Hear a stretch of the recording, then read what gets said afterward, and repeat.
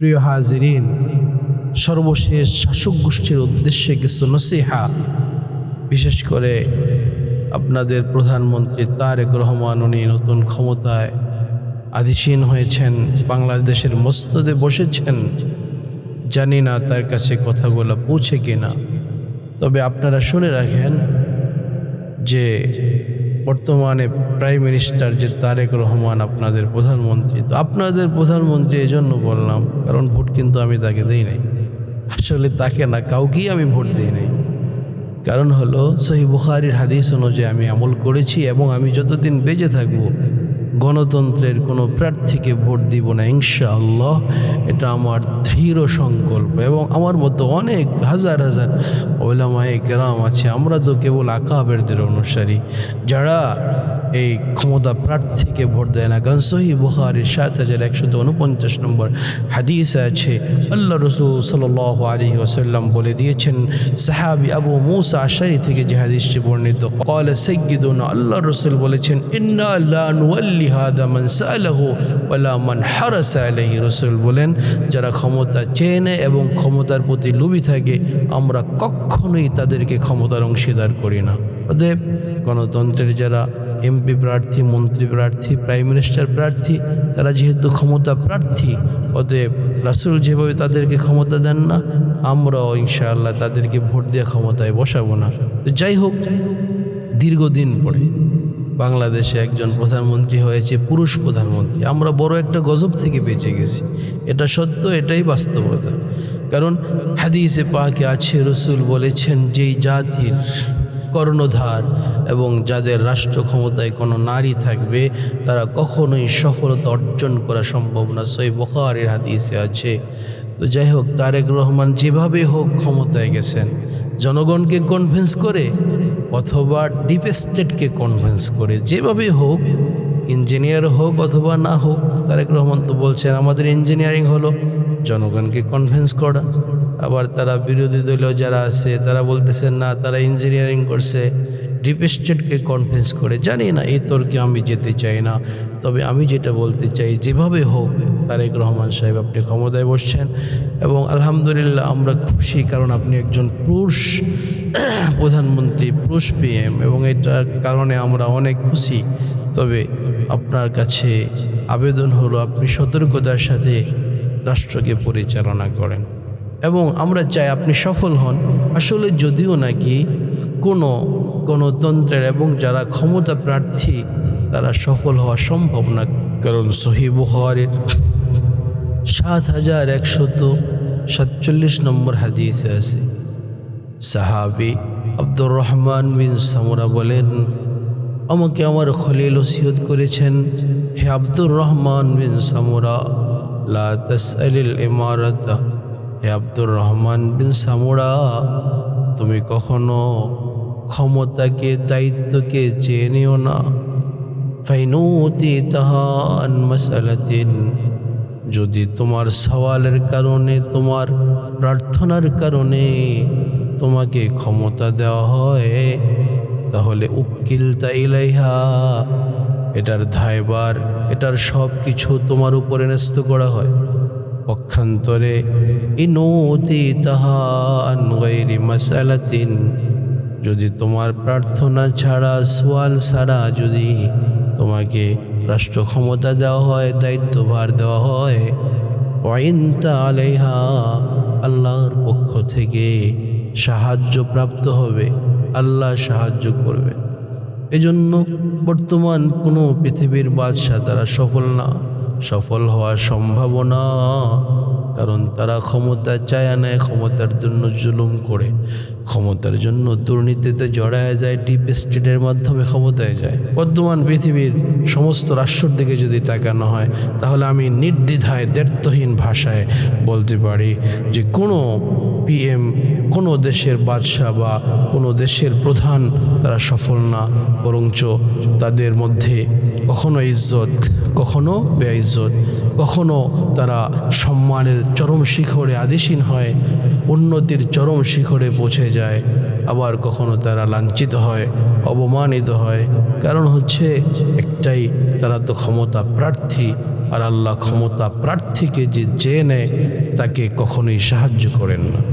জন্য অন্য হাদিস আছে, পরের হাদিস সহিহ বুখারী 7148 নম্বর হাদিস আছে, আল্লাহ রসুল বলেন, ইন্নাকুম সাতাহরিসুনা আলাল ইমারা, তোমাদের মধ্যে এমন কিছু লোক আসবে যারা ইমারত এবং দায়িত্ব এবং রাজত্বের উপরে তারা লোভাতুর থাকবে, তারা লোভী হবে। ওয়াসায়াকুনু নাদামাতান ইয়াউমাল কিয়ামা, এবং এটাকে যথাযথ সফলতার সাথে বাস্তবায়ন না করার কারণে কিয়ামতের ময়দানে তারা লাঞ্ছিত হবে, দুনিয়াতে তারা লাঞ্ছিত হবে। এই জন্য কেউ যদি ক্ষমতা চেয়ে নেয় সফলতা অর্জন করা সম্ভব না। বাংলাদেশের প্রধানমন্ত্রী তারেক রহমান, আপনি সফল হন, এটা আমরা আন্তরিকভাবে চাই। ওলামায়ে হক্কানি, ওলামায়ে রব্বানি এবং বাংলাদেশের আপামর জনতা আপনার কাছে এটা আশা করে যে আপনি সফল হন। কিন্তু আপনি মনে রাখবেন যে আপনার আশেপাশে কিছু চাটিকার থাকবে, এক নম্বরে কিছু ওলামায়ে সু থাকবে, যারা আপনার উল্টাপাল্টা কর্মকাণ্ডকেও তারা বলে যেটাকে সত্য হিসাবে আপনার সামনে উপস্থাপন করবে। যেমন পিছনে হয়েছিল ওলামায়ে সু, যাদের কথা রাসূল সাল্লাল্লাহু আলাইহি ওয়াসাল্লাম হাদিসে পাকে বলেছেন, উলামাউকুম শাররুন তাহতা মানাদিমিস সামা, কিছু আলেম হবে যারা আসমানের নিচে এবং জমিনের উপরে সবচেয়ে নিকৃষ্ট প্রাণী হবে। এই ধরনের ওলামায়ে সু থেকে আপনি বেঁচে থাকবেন। 2 নম্বর হলো আপনার দলীয় কিছু চাটুকার থাকবে, যারা আপনি যদি কোনো জুলুমও করে ফেলেন এটাকে তারা সত্য হিসাবে প্রকাশ করবে এবং আপনাকে খুব পামপট্টি দেবে।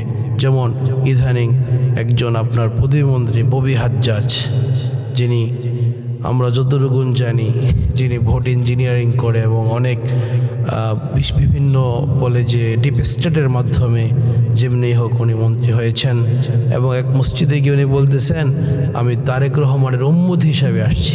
নাউজুবিল্লাহ। এই ধরনের 2 নম্বর চাটুকার থেকে আপনি বেঁচে থাকবেন। কিছু সাংবাদিক চাটুকার আছে যারা আপনাকে খুব পামপট্টি দেবে।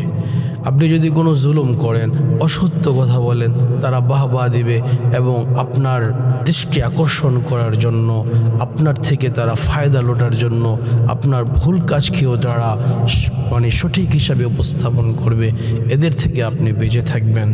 এবং ডিপ স্টেটের মধ্যে কিছু আমলা আছে যারা আপনাকে বিপদগামী করার চেষ্টা করবে, আপনি তাদের থেকে বেঁচে থাকবেন। বলে যে কিছু ওলামায়ে কেরাম আছে, হক্কানি ওলামায়ে কেরাম, যারা আপনার সামনে আপনার রক্তচক্ষুকে ভয় করবে না, আপনার সমালোচনা করতে দ্বারা দ্বিধা করবে না, নির্দ্বিধায় আপনার সমালোচনা করবে। অবশ্যই এরকম কিছু আলেম বাংলাদেশে আছে, আপনি তাদের সহবত নেবেন। সাংবাদিকদের মধ্যেও কিছু সাংবাদিক আছে যারা আপনার সামনে আপনার সমালোচনা করবে, আপনার সামনে আপনার ভুলকে ধরিয়ে দেবে।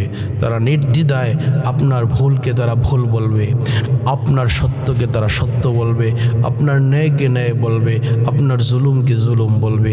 তাদের সঙ্গ আপনি নেবেন, তাদেরকে আপনি কাছে রাখবেন।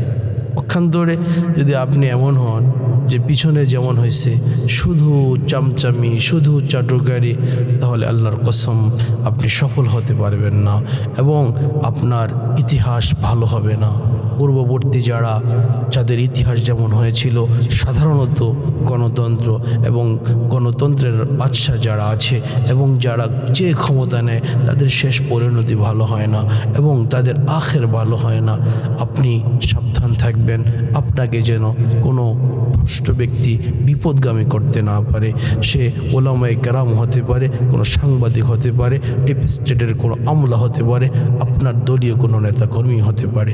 আপনি ওই ধরনের লোক যারা আপনার সমালোচনা করে, আপনার ভুলগুলো ধরিয়ে দেয়, তাদেরকে আপনি সাধুবাদ জানাবেন। একটি ঘটনা মনে পড়ে গেল, বাদশাহ আকবর, যিনি নাবালক বাদশাহ যাকে বলা হয়, ওনার দরবারে কিছু চাটুকার ছিল। বাদশাহ আকবর, তার দরবারে প্রায় চাটুকারদের মেলা হইত। সম্রাট আকবর বসে রয়েছেন, একজন বলতেছেন, মহারাজ আপনি তো বিশাল, আপনি অনেক উদার দিল, আপনি অনেক জ্ঞানী, আপনার কথায় আমরা জীবন দিতে তৈরি আছি, প্রস্তুত আছি, আপনার জন্য এটা করব ওটা করব। চামচামি করতে করতে পাম দিতে দিতে এক পর্যায়ে একজনে বলতেছেন, মহারাজ आप बड़ा समंदर है हम उसके लहरे हैं আপনি বিশাল বড় সমুদ্র আমরা হচ্ছি সমুদ্রের ফেনা। আরেকজনে বলতেছেন মহারাজ आप बड़ा पहाड़ है हम उसके टेले हैं আপনি বিশাল বড় পাহাড় আমরা হচ্ছি পাহাড়ের টিলা। আরেকজনে পাম দিয়ে বলতেছে মহারাজ আপনার দিল এবং আপনার ক্ষমতা হলো আকাশের মতো বিশাল। आसमां के मानंद उसी है हम उसके तारे हैं আপনি হলেন বিশাল বড় আসমান আমরা হচ্ছি তার তারা। পাশেই একজন ব্যক্তি চুপচাপ দাঁড়িয়ে আছে যিনি চামচানা, যিনি সত্যকে সত্য বলেন, মিথ্যাকে মিথ্যা বলেন, সাদাকে সাদা বলেন, কালোকে কালো বলেন, জুলুমকে জুলুম বলেন, ন্যায়কে ন্যায় বলেন, অবিচারকে অবিচার বলেন, অন্যায়কে অন্যায় বলেন। ওই ব্যক্তি চুপচাপ দাঁড়ায় আছে। তো বাদশাহ আকবর বলতেছে ভাই তুম ভি কুছ কাহিয়ে, তুমিও কিছু বলো না। তো ওই ব্যক্তি বলতেছে মহারাজ आप बड़ा ড্যাগ है हम उसके चमचे हैं আপনি বড় বিশাল ড্যাগ আমরা হচ্ছি তার চামচ। তার মানে উনি বলতেছেন যে আপনার এখানে তো সব চামচাদের মেলা চলতেছে, তো আপনিও এদিকে লক্ষ্য রাখবেন যে কোনো চাটুকার আপনাকে যেন ভ্রষ্ট করতে না পারে। সাথে সাথে ওলামায়ে কেরামের সোহবত নেবেন, যারা সঠিক কথা বলে তাদের কথাকে মান্য করবেন। আল্লাহ আপনাকে সফল করো এবং দীর্ঘদিন পরে, অনেক দিন পরে, আসলে আমার জীবনে আমি কখনো পুরুষ প্রধানমন্ত্রী দেখি নাই, আপনাকে পেলাম এবং আপনি যেভাবে হোক ক্ষমতায় আসছেন আপনার সফলতা কামনা করি। পাশাপাশি আপনার নিজের 57 বছর বয়স চলতেছে, সম্ভবত আপনাদের প্রধানমন্ত্রীর 57 বছর বয়স চলতেছে। তার নিজের জীবনের দিকে নিজের পুরা জীবনের দিকে যদি সে তাকায়, তার উত্থান পতনের দিকে যদি তাকায়, তার নিজের মধ্যেই নিজের নসিহা আছে। আমার মনে পড়ে যে 2002 সালের পরে তারেক রহমান রাজনীতির মধ্যে খুব উৎপ্রোতভাবে ঢুকে যায় এবং 2002 সালের পরে 3 অথবা 4 সালে খুব গণসংযোগ হইতেছিল। তো আমি মাদারীপুর এক মাদ্রাসায় ছাত্র ছিলাম, স্টুডেন্ট ছিলাম। মাদারীপুর থেকে বরিশালের উদ্দেশ্যে বা আমাদের বাড়ি যাওয়ার উদ্দেশ্যে বাসে রওনা দিয়েছি। তো একটু পরেই বাস চলতেছে, হঠাৎ করে সাইরেন বেজে উঠলো এবং মাইকের শব্দ পেলাম, এই ড্রাইভার বাসগুলোকে সাইড করেন, প্রত্যেক বাস সাইড হবে। তো বাসগুলো সাইড হয়ে গেল। তো লোকজনকে আমি জিজ্ঞেস করলাম কী ব্যাপার, বাস সাইড করলো কেন? পরে দেখলাম যে বিশাল বড় গাড়ি বহর যাইতেছে, সাইরেন বাজায়, সামনে পুলিশ, পিছনে পুলিশের গাড়ি বহর। তো একজন মুরব্বী বলল যে খালেদা জিয়ার ছেলে তারেক রহমান গণসংযোগে যেতেছে, বরিশালে ওনার সমাবেশ আছে। তো আপনি যুবক বয়সে প্রধানমন্ত্রী ছেলে হয়েছেন, কত সম্মান। তো সম্মান দেখলাম যে আপনার সম্মানটা। এরপরে 2007 সালে আপনি গ্রেপ্তার হলেন। তত্ত্বাবধায়ক সরকার, সবচেয়ে জালেম সরকার, 11 সরকার, তার দ্বারা আপনি নিপীড়িত হলেন। যাই হোক, আপনার ব্যাপারে অনেক সমালোচনা আছে, আপনার ব্যাপারে অনেক তর্ক বিতর্ক আছে, ওদিকে না যাই। তো আপনাদের প্রধানমন্ত্রী তারেক রহমান ওই সময় তো প্রাইম মিনিস্টার ছিলেন না, তো উনি বলে যে ওনাকে শুনে হয়েছে, আমরা শুনছি, যেটা আমার নিজের চোখেও আমি দেখেছি 3টা ঘটনা। 1 নম্বর তো আমি বললাম, 2 নম্বর হলো যে ওনাকে যখন মুক্তি দেওয়া হলো, ওই সময় সম্ভবত সেপ্টেম্বর মাস, আমি ঢাকায় এসেছিলাম কিতাব কেনার জন্য।